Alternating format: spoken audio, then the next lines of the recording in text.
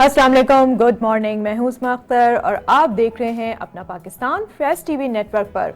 उम्मीद करती हूं कि आज का दिन आप सब लोगों का बहुत अच्छा शुरू हुआ होगा। आगाज़ करते हैं अपने प्रोग्राम का भी।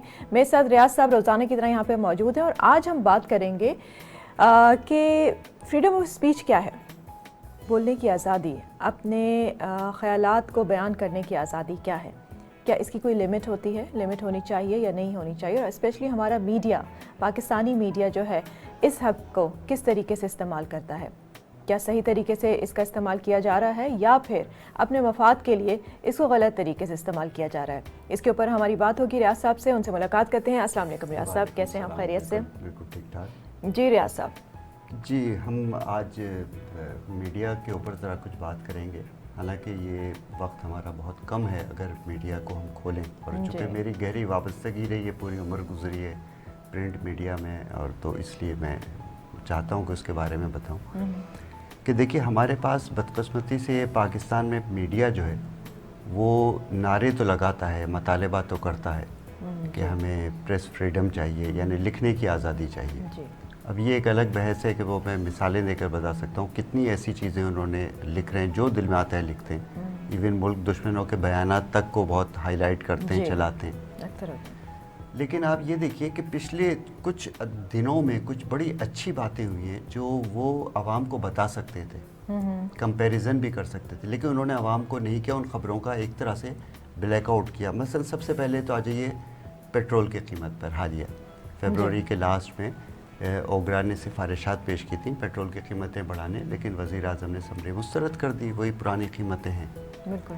अच्छा, अब उससे पहले ही खबर ये चल गई कि 6 रुपये कीमत में इजाफा होने वाला है जी। अच्छा, 2 रुपये भी बढ़ती है तो फ़ौरन आता है कि बम गिरा दिया, पेट्रोल बम जी। और जाकर पेट्रोल पंप पर लोगों के इंटरव्यूज़ अपने मर्ज़ी के बातें लेकर और नशर करना शुरू करते हैं, फिर लाइन पीटना शुरू कर देते हैं। टॉक शोज़ की पहली बात यही होती है।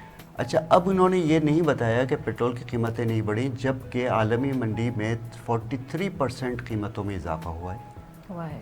और पड़ोसी मुल्क भारत, मैंने आपसे हमने एक पिछले प्रोग्राम में बात की थी कि वहाँ एक महीने में 14 मरतबा कीमतों में इजाफा हुआ है, और वहाँ इस वक्त तकरीबन 223 रुपये का 1 लीटर पेट्रोल है, लेकिन ये हम कंपेयर करके लोगों को नहीं बताते। अच्छा, और ये आपने बताया कि ओगरा ने सिफारिश पैदा अपनी भेजी थी कि 6 रुपये जो है इजाफा किया जाए, 6 रुपये से भी ज़्यादा, और बग़ैर तस्दीक के ये न्यूज़ जो है टीवी पे चल भी गई कि इजाफा कर दिया गया है। क्योंकि आप ये सोचिए कि अभी सिर्फ सिफारिश ही गई थी और उसको फिर वज़ीर आज़म ने मुस्तरद किया, और लेकिन 10 मिनट इतना भी इंतज़ार नहीं किया, और उसके ऊपर उन्होंने न्यूज़ चला दी टेलीविज़न पे कि इजाफा हो चुका है, जो कि 5-10 मिनट में फिर उसकी तरदीद की गई और कहा गया कि नहीं। ये इनका किरदार है, आप देखिए, जबकि सहाफ़ी वो होता है जो कम से कम तस्दीक करके, जब तक हुकूमत की तरफ से और ये बड़े क्रेडिबल चैनल्स जो हैं उनकी मैं बात कर रही हूँ कि उन्होंने चलाई है। और मज़े की बात है कि 2 रुपये बढ़ता है तो आप कहते हैं पेट्रोल बम गिरा दिया। आपने इसको कोई खुशी की या अच्छी खबर, ये कंपेयर करके बताएं कि कितनी बड़ी है कीमतें आलमी मंडी में, फिर भी हमारे पास नहीं बढ़ी। इंडिया में ये हो रहा है। सही। अच्छा, इसी तरह से आप ये देखिए कि LNG का मुआहदा हुआ कतर के साथ, दोबारा रिन्यू किया गया, रिवाइव किया गया।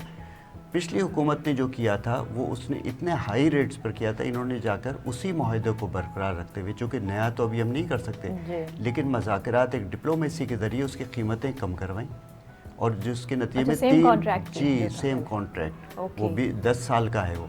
तो आप सोचिए $316 मिलियन की बचत हो रही है कौमी ख़जाने को उससे, यानी हमें ये टीका लगाया था पिछली गवर्नमेंट ने $316 मिलियन। आप ये सोचिए कि पिछले पहले जो किया गया, जो कि कई साल पहले हुआ था, वो इससे ज़्यादा महंगा था जी, और अब जो है अब जाकर उसी मुआहदे में जाकर उनसे कहा गया कि नहीं भाई अपनी कीमत कम करो, जैसे हम भाव-ताव करते हैं दुकानों के ऊपर, ये करवा, इसको उन्होंने गवर्नमेंट ने कहीं भी कंपेयर करके इसको हाईलाइट नहीं किया। फिर आ जाइए आप श्रीलंका के वज़ीर आज़म के दौरे को बड़े दिखाया, रेड कारपेट हुआ, ठीक है, बहुत अच्छी बात है, वो तो होता ही है, लेकिन श्रीलंका में अपनी तिजारती मुआहदे या और चीज़ों को आप छोड़ दें तो एक काम ऐसा हुआ है जो कम से कम बहैसियत मुसलमान कौम हमें फ़ख्र से या खुशी से बताना चाहिए था, लेकिन इसके ऊपर क्या करें, कितना मातम करें इस मीडिया के ऊपर कि उसने उसको छुपाया नहीं, ज़ाहिर किया।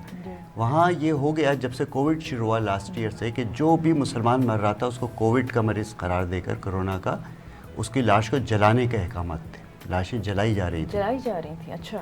اب وزیر اعظم نے جا کر پرسنلی جب اس بات کو ٹیک اپ کیا تو اب ان کی حکومت نے اعلان کیا کہ جو بھی مسلمان مرے گا اس کی تدفین ہوگی، اسے جلایا نہیں جائے گا.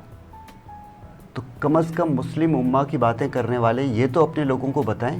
اور یہ ہماری طرف سے ان سے ریکویسٹ جی، ہماری طرف سے ہونے کے بعد کہ آپ کے بھائیوں کو کم از کم، ٹھیک ہے ہمارے رشتہ دار نہیں ہے کچھ، لیکن مسلمان تو ہیں اور ان کو ہمارے لیکن نہیں بتایا میڈیا نے. پھر آ جائیے فیٹف کے اوپر. فیٹف میں پچھلی حکومت میں گرے لسٹ میں ہم گئے اور واچ لسٹ جسے کہتے ہیں، اور بہت ہی خدشہ تھا کہ ہم بلیک لسٹ میں چلے جائیں گے. بلیک لسٹ کا مطلب یہ ہوتا کہ دنیا کے ساری کمپنیز انویسٹمنٹ ختم ہو جاتی، ٹریڈ کے اوپر ہمارے پابندیاں لگ جاتی اور ہم بالکل تنہا ہو جاتے. لیکن گرے لسٹ میں تھے. انہوں نے ڈیمانڈز کی تھی کہ آپ یہ اسٹیپس اٹھائیں تو ہم آپ کو گرے لسٹ سے ہٹائیں گے. اس میں بھی ابھی ہم پابندیوں کی زد میں ہیں. ہم کاروبار تجارت جو ہے ہم مکمل آزادانہ نہیں کر سکتے ہیں. 27 میں سے ہم نے 24 کے اوپر اسٹیپس لیا، جس میں money laundering, terror financing, banks کے تھرو جو ڈیلنگ ہوتی ہے اس کو ہم نے ڈیجیٹلائز کیا اور کمپیوٹرائزڈ کیا، یعنی اس کو ایک ریگولیٹ کیا. اس طرح بہت سارے اسٹیپس ہم نے لیے. جو ٹیررسٹ جو تو آرگنائزیشنز تھیں ان کے ایسیٹس ضبط کیے، ان کو گرفتار کیا. تو 24 کے اوپر ہم نے بہت اچھی طرح سے کیا، جس کی فیٹف میں تعریف کی گئی.